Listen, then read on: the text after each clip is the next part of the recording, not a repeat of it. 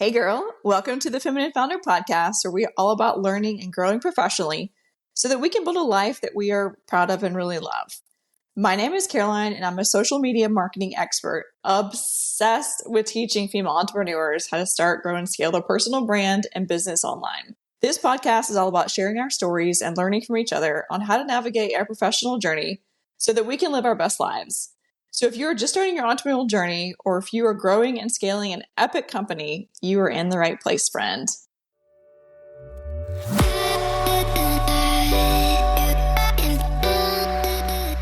Today, I have Lisanne Murphy with me. Lisanne is a serial entrepreneur. She's a podcast host, and she partners with corporate training and development company leaders to accelerate revenue, growth, and profitability. And you guys are really in for a treat. She and I met online a couple weeks ago and just have hit it off since. So I can't wait to go ahead and dive into this conversation. Welcome, Lisanne. Oh, thank you so much, Caroline. I am seriously stoked to be here today. Okay, so truth. I went down a LinkedIn rabbit hole about your professional life before this interview today, and I found out so much more about you that I learned. But let's start with an introduction. You used to work in corporate. Now you've owned your own business. You're a serial entrepreneur. You're a podcast host. All the things. So I want to hear how you did it. Yeah. Well, I've always had the entrepreneurial lilt. Even as a kid, I was never one that wanted to, bag groceries or flip burgers. And there's nothing against that. But I was always finding really unique ways to make money. My very, very first job as a kid is I would take my allowance, I'd go to the gas station, buy candy, and then resell it to my friends at a higher price. And so I would make money by reselling candy that I got for cheap. And then my next gig was when Titanic was a huge thing, right? I was in middle school at the time when Titanic was, everyone was swooning over Jack, right? I was getting into drawing, and I would hand draw pictures of Leonardo DiCaprio's face and then sell them to my friends at school. And all the girls were they loved, they had a hand drawn picture of Leonardo DiCaprio. And then in high school, I taught private drum lessons. So my first love was music and percussion. And it was through music that I learned dedication and fundamentals and different things like that. And so I taught private drum lessons. And so all of my jobs growing up were very ingenuitive, talent-based type things. And what actually happened is I got lost in the formalized Western trap, I guess. It was a trap for me. It's not a trap for everybody, but it was a trap for me. And so, I did my due diligence. I went to college. I have multiple degrees. I went into corporate, but I always had this desire to break the ceiling and do something different. And so I was at a marketing job in corporate. I was doing events marketing for a publishing company.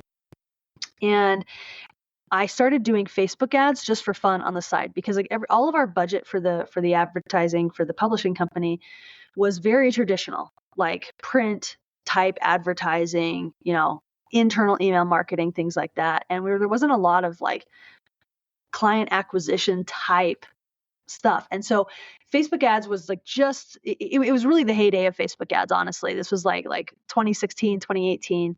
And I started dabbling in it, and I was just enamored because I could get immediate feedback about how our ad spend was working. We didn't have to wait till the end of the quarter or the end of the year to look at the P&L to be did our marketing work or not? I could know every minute. And so that just it literally it was a hook that just stayed. And so I just dove into everything Facebook ads and worked on Facebook ads for the company I was working with and had an amazing success with that.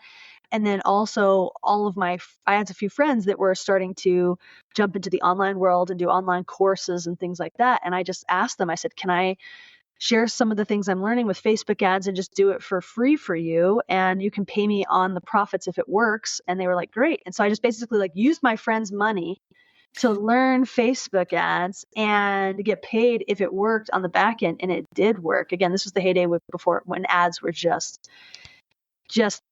like easy. Like ads have changed. The game has changed quite a bit with Facebook advertising, but at the time it was kind of the holy grail. But the user interface, as you know, is so challenging to understand. But so if you knew how to use Facebook ads, it was like you were God's gift to a business. And so my agency was actually born on accident. It was just, I just kind of like followed the breadcrumbs of like things that were interesting to me and like trying things with friends. And at first I was coaching my friends on how to do it. And then they were like, this is so cool. This is brilliant. It actually makes sense to me for the first time. But like, can you do it? And I was like, I guess. I sure.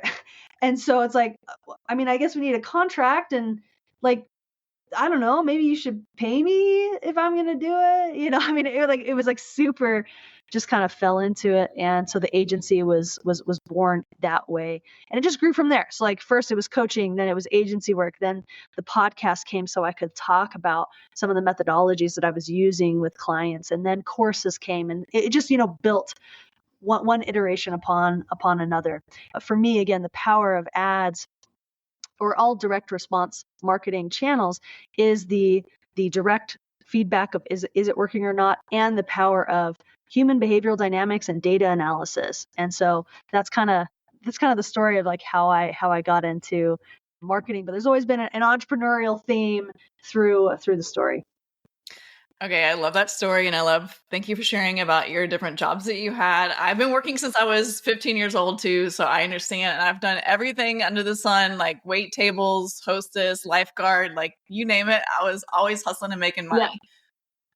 Yeah. Okay, so let's talk about, I like that you brought up the fact about how corporate marketing, they always refer to like print and those boring things. And like, how do you know if your customer's even going to look at it or if they're just throwing it in the trash, like when you walk out the door? Like with digital ads, you can actually see like the click-through rate, how much money they're spending, how many orders you get in, all the things. And so it sounds like you really got into it when the Facebook ads were really coming out. What is Facebook ads? Like, what's the difference between now and 2025 versus 2016? Yeah, really good question. So I think there's a couple major differences. One is in 2016, due to the Facebook pixel, which still exists, but due to the Facebook pixel, Facebook, you could track people's behavior on Facebook platform, but then also off platform when they came to your website, like super accurately. And so, and really what you were doing is you were paying Facebook to allow you to take people off their platform. I mean, that's really what it was. Is like, I'll let you, if you pay me, I'll let you take them off my platform, because it does Facebook good to keep people on their platform. So, and you could track everything from like how deep they scrolled in a page, how long they stayed in a certain area of the page, which buttons did they click. I mean, there was just so much visibility that you could get. And so, and the market wasn't as saturated, not as many people were advertising. And so even someone with a small budget could do some pretty good damage in terms of like a good damage, right?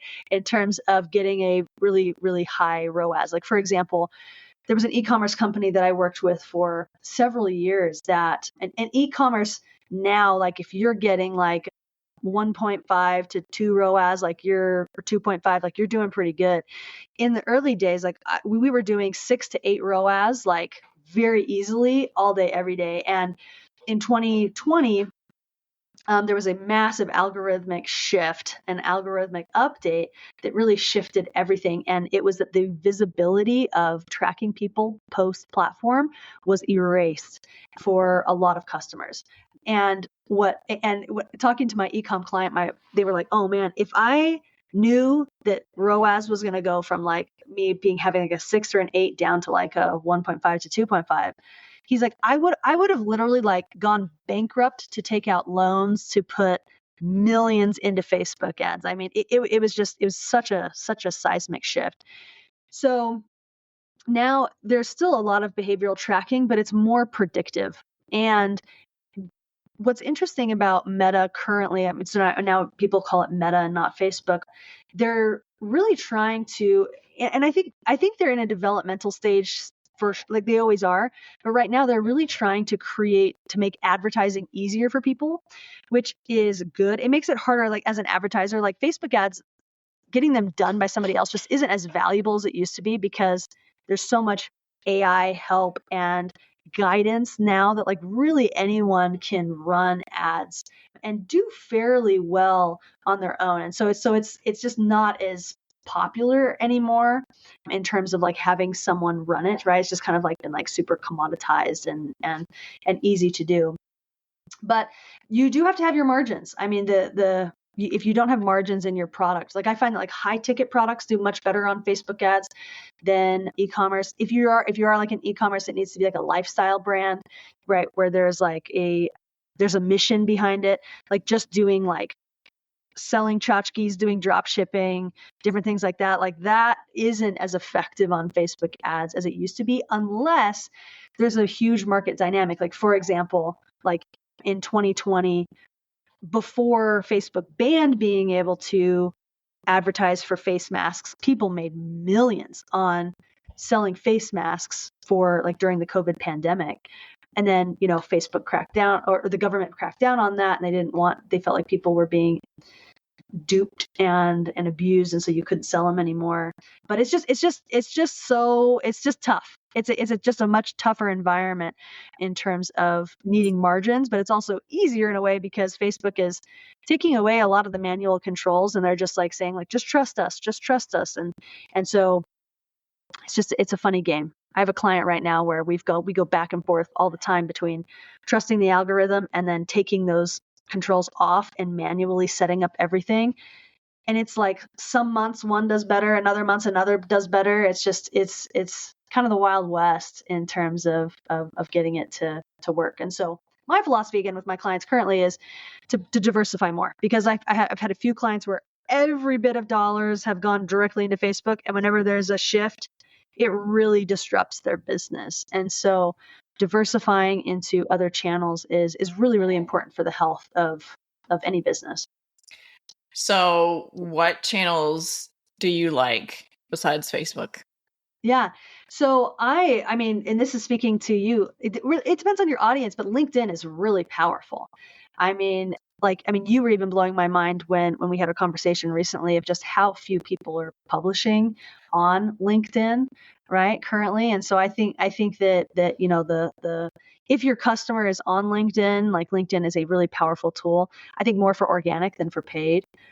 And I think that AI is also creating so many opportunities with finding contacts. Like cold email is a really, really powerful channel because there's so much information on people that can be scraped online and delivered.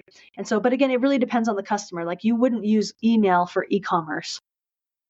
But if you're a service provider, then LinkedIn and email are really, really powerful channels. And so kind of how I'm working with my clients right now is I'm proving offers and getting a pipeline going with LinkedIn and email. And then once we have some things dialed in, we have some budget coming in, then we start to scale with Facebook. And so instead of going direct to Facebook is a scaling strategy instead of a go-to-market strategy, just because of the budgetary constraints. Let's take a quick break. Do you own a business and know that you should be using social media to market it, but don't know where to start? If this is you, do not worry. Earlier this year, I started the Feminine Founder Marketing as a social media agency as a spinoff to this podcast, as a premier luxury social media company to help small business owners start, grow, and scale online. So if you're ready to crank up the visibility and stop playing small when it comes to social media marketing, send me a direct message. I'd love to see how I can help and best support you. Okay, I love that. And that's brilliant. If someone's listening to this podcast now and they're like, okay, I know I need to run a campaign, or I know I need to start spending money on ads, I'm ready to do that. Where do you start? Like, how much money do they need? Like, yeah, what does that look like? Yeah, that's a really good question. I think honestly, the most important thing if you're going to run ads is you really have to change your mindset. People are really nervous about ads because they're like, it needs to work, and always like every sales call I ever have. And I'm like, how much are you willing to spend on Facebook ads? They're like, if it works as much as I can, and it's just like, and duh, right? That's like obvious. However, like Facebook ads is about data. Like you have to be in the mindset of starting of like, I am spending money to get rapid data. So I'll give you an example of this. So I was starting a business with a buddy, and we were wanting to do a coaching business for helping e-commerce brands that were on Etsy only, and we wanted to introduce them to Shopify. And so that was kind of like what we wanted to do. Now, we could have like posted organically on our social media and like gotten some traction, gotten some interactions, but it would have taken months to get interactions with people and make sure that like our message was lined up correctly. We decided to use Facebook ads to validate the idea, which most people don't do this. And I wouldn't necessarily recommend this unless like you're confident that you're setting up your ads correctly, but just like show, like I'm sharing this story because it's about the importance of looking at Facebook ads for data. So we decided we dumped $7,000 in a week into a Facebook ad campaign to fill up a webinar to pitch our thing. So it was a live webinar, right? So we ran ads for 7 days, $1,000 a day, filled this webinar, had attendees come, and we pitched our idea. And when we pitched it, we realized that our messaging was, it pulled in people that didn't actually have an active shop. They like wanted to do e-com. So we were like, oh shoot, like our messaging pulled in people that were too early in our customer journey, right? So like the right people, but like too early in the journey. So we were like, okay, let's make an iteration. So we changed our copy. We put things like, who is this for? Who is this not for? What more about like what we're wanting to do with them instead of leaving it a little bit nebulous. We ran, and again, another $7,000. And so we spent $14,000 in 2 weeks. It was about $15,000 because of like how the ad spend came out, but ran the second webinar. And from the second webinar, we had 8 people that joined our like little like mastermind. And my business partner kind of took the business and ran with it. And he had 2 people that he's still working with and is now equity partners with in their e-commerce businesses, and has scaled their business from like a little Etsy shop to like a close to 8-figure e-commerce business. And so, I mean, just, you know, when you think like $15,000 in 2 weeks, like that's insane. But we validated a concept that now, like my buddy that went and like ran with that business, like he's done hundreds of thousands of dollars with this company. And then when they go to sell it, if they decide to sell it, then I mean, you know, it'll be, the ROI on that is just insane. And so you have to look at ads from a data gathering perspective, like what message is working, what people are actually wanting to buy your stuff. And if you can do that, then you're in a good spot. To answer your question directly in terms of like where do you start, I think a good place, like if you can, it also depends on if you're doing a national campaign or local. If you're doing a local campaign, you can get away with doing ad spend of like $10 to $50 a day, which still adds up. And some people get really nervous about that. If you're doing a national campaign, I think kind of like the bare minimum is like $100 a day. If you can do $100 a day, which is $3,000 a month, which again, it is a lot, but you can get some really powerful data. And especially if you're a service provider, and let's say you have a retainer that is like $2,000 or $3,000 a month, right? Like after a month or 2, even if you close 1, you know, your money comes back really, really quickly. But you have to be like, whenever I'm selling Facebook ads to someone, I say, you have to be willing in your mind to like, just pretend that you're setting $10,000 on fire. Like if you can give me $10,000 to play with, and they're like, ah, and I'm like, okay, like, you know, like you might not be ready for Facebook ads. I'm going to do my very best to not set your money on fire, but like that, you're going to be learning so much over that process. And when it clicks, I mean, it really is, you create an ATM for your life. All right. Talk to me about, okay, ads are the same to me as organic is the time. You have, like, how much time do you need to give an ad to collect enough data to actually have ROI on your dollars? Yeah, that's a good question. So you need to look at, like, let's look at ad spend like filling a bathtub, right? Like if you turn the faucet on like just a little bit and like it's like trickling, dripping out, it's going to take a few hours to fill that bathtub. But if you crank the faucet all the way up, it's going to take you a few minutes to fill up that bathtub.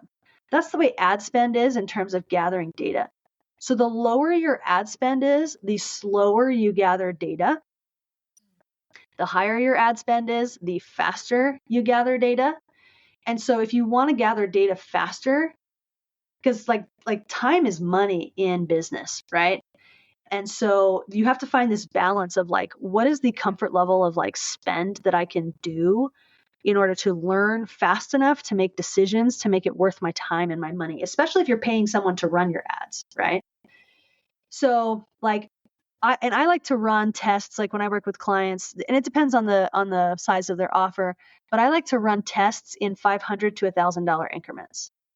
And I will typically do that over the course of a week. So a week or two.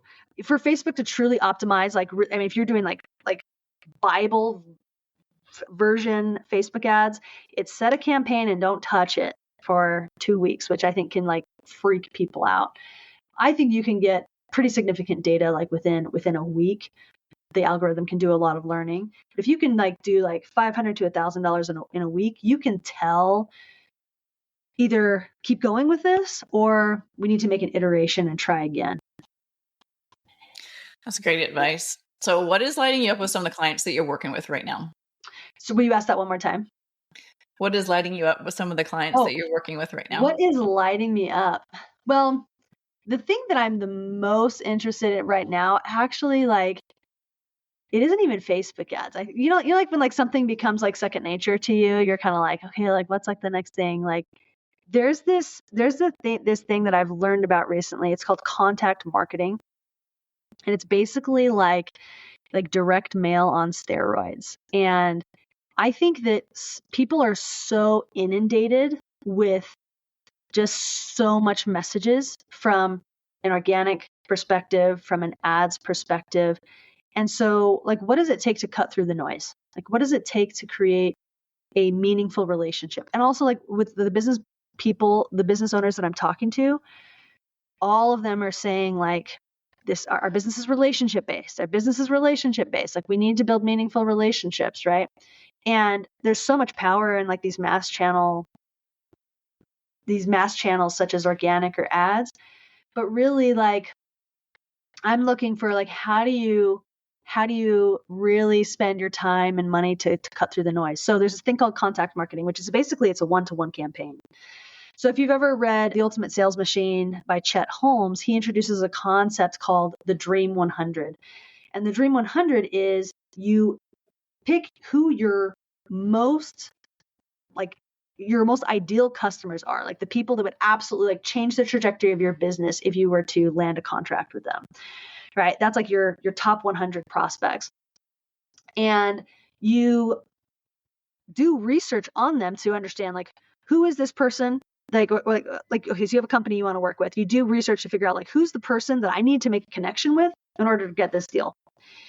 And then you create a very specialized campaign to reach out to that person. So it could be as unique as like understanding that this person is a huge fan of this particular sports team and you get them a customized jersey to send to them. Or it could be something like, let's say you're an author and you have a book and you find a passage in the book that you feel like would relate to them based on the research that you did on their company goals and their personal social media, and you write a note to them in the margins of that page, stick a bookmark and a letter to them in the page and mail in the book. So it's like a very personalized outreach. And the goal, the call to action is have a meeting with me.